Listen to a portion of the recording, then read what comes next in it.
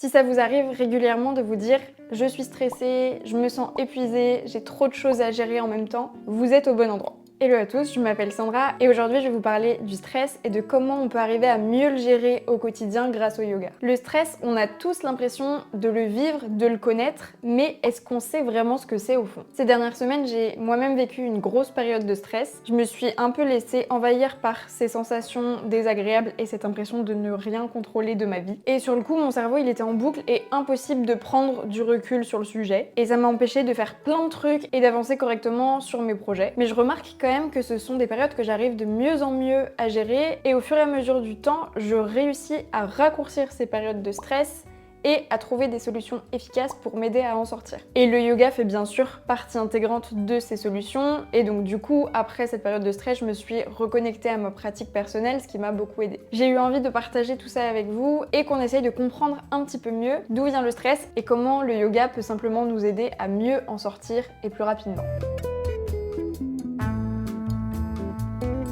On voit très souvent le stress comme l'ennemi public numéro 1, surtout en ce moment où on en parle énormément. Mais à l'origine, le stress, c'est quelque chose de positif.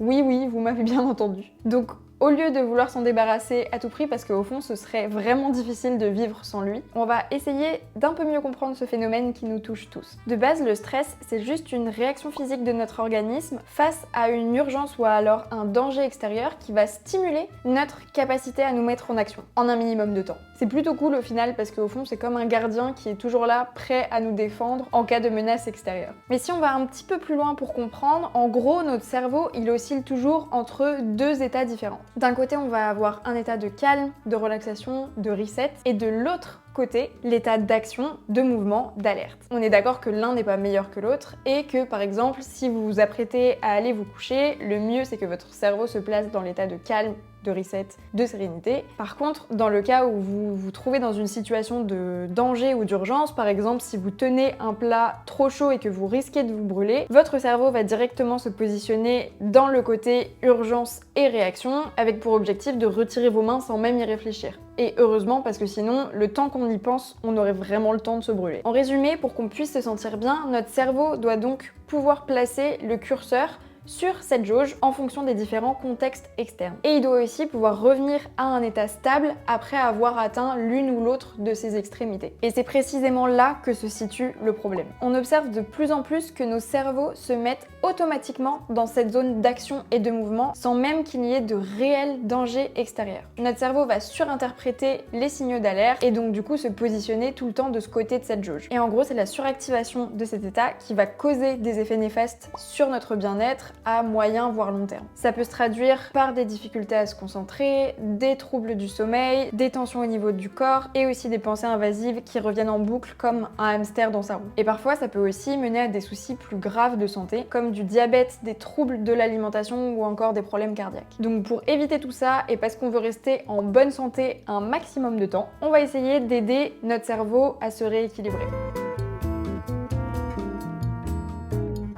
Du coup, vous me direz, mais quels sont ces éléments qui vont causer cette suractivation? Quels sont les messages d'alerte que va recevoir notre cerveau? Ça peut venir de plein de choses différentes, mais en première ligne, on a la charge mentale. La charge mentale, c'est une des principales causes de suractivité de notre cerveau, et pour cause, on a l'impression quand on a une trop grosse charge mentale que la vie nous échappe parce qu'on n'a pas assez de place dans notre esprit pour faire face aux nouvelles situations du quotidien. C'est comme un espace de stockage d'ordinateur, vous avez plein de données différentes. Et si vous n'avez pas assez d'espace sur votre disque dur, à la moindre petite situation externe que vous n'allez pas réussir à gérer, tout va se mettre en alerte et ça va être la goutte d'eau qui va faire déborder le vase. Et ce vase qui déborde, il va créer un torrent d'émotions négatives et on en vient donc au deuxième point qui est le trop-plein d'émotions. Le fait de savoir reconnaître et gérer ses émotions, c'est pas donné à tout le monde. L'émotion, de base, elle est là pour vous apporter un message. Mais si vous ne savez pas décoder ce message, vous allez mal interpréter votre émotion et ça va peut-être alimenter un cercle vicieux qui ne va pas vous aider à gérer votre problème avec assez de recul. Ça va plutôt faire l'effet inverse. Et enfin, la troisième principale cause de stress, je dirais que c'est le manque de confiance en soi et donc de connaissance de soi. Quand on manque de confiance en soi, ça va créer des doutes, des pensées limitantes et des difficultés à prendre des décisions de la meilleure manière possible. Et je parle du manque de connaissance de soi parce que généralement, plus on se connaît, plus on va avoir la capacité de gérer ce qui se passe en nous et de prendre du recul, et donc plus on va avoir de confiance dans nos actions au quotidien.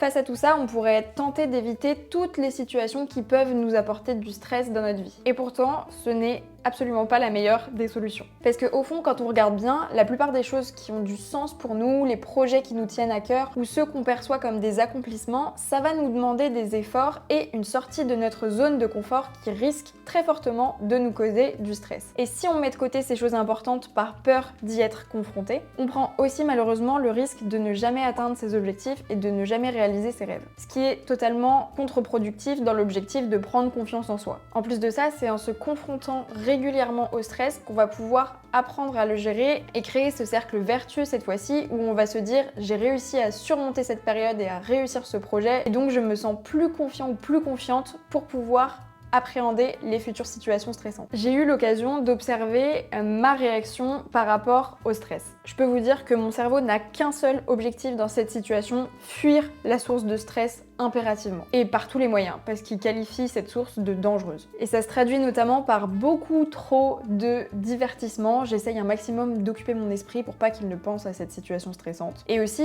une tendance à tout remettre au lendemain. Et est-ce que cette technique est la bonne avec du recul ? Non!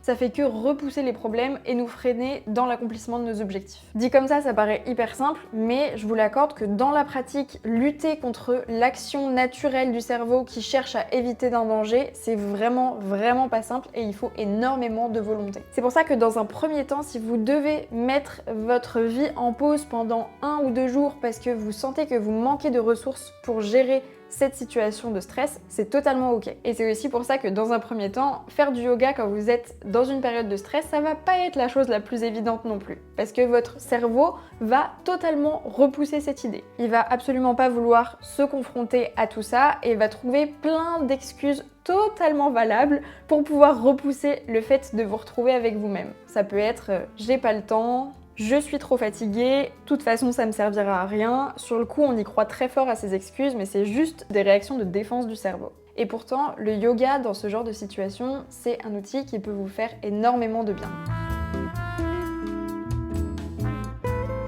C'est pour moi le plus complet parce qu'il agit à la fois sur le corps et aussi sur le mental. Son intérêt sur le court terme, ça va être de diminuer le cortisol qui est la principale hormone du stress. C'est ce qui va vous causer tous les effets un petit peu néfastes que vous ressentez quand votre corps se met en signal d'alerte. La pratique va aussi vous aider à diminuer votre pression artérielle et aussi votre rythme cardiaque. Tout ça va faire en sorte que vous allez ressentir un effet quasiment immédiat sur votre état et qu'à la fin de votre séance, vous avez beaucoup de chances de vous sentir plus calme et plus apaisé qu'au début. Mais on a aussi bien sûr un intérêt sur le long terme puisque la pratique va vous aider à mieux comprendre et mieux appréhender votre stress en développant des qualités mentales et en étudiant la philosophie du yoga, ce qui vous aidera à prendre plus de recul face à ce genre de situation. Très concrètement, le yoga va d'abord agir sur le corps et sur la respiration. Le mot yoga signifie union en sanskrit, c'est la langue traditionnelle de cette discipline, et donc du coup son principe fondamental en découle directement. Le corps et l'esprit ne forment qu'un et sont connectés.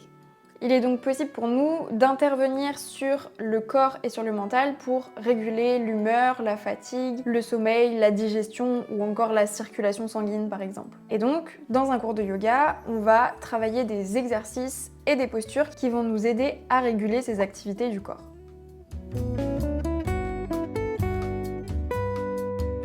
La respiration, c'est l'un des fondamentaux d'un cours de yoga et la première chose que l'on apprend avant même d'agir sur sa respiration, c'est dans un premier temps de l'observer. C'est le premier exercice qui va nous permettre un peu de poser un diagnostic sur l'état général de notre corps et de notre santé mentale. Rien de plus simple dans un premier temps. En gros, si votre respiration elle est plutôt courte et plutôt saccadée, ça veut dire que votre esprit est perturbé et au contraire, si votre respiration est plus lente et plus profonde, ça va vouloir dire que votre esprit est plus calme et plus serein. Et donc une fois qu'on a observé cette respiration, on peut pratiquer des exercices pour venir réguler son souffle. En sanskrit, on appelle ça pranayama, ça veut littéralement dire extension de l'énergie vitale. En agissant sur votre respiration, vous pouvez très facilement réduire votre rythme cardiaque et diminuer en quelques minutes à peine votre sensation de stress. En plus de ça, une fois que vous avez appris à réaliser les exercices dans un cours de yoga, vous pouvez très facilement le refaire chez vous ou à n'importe quel moment où vous en ressentez le besoin. C'est la chose numéro 1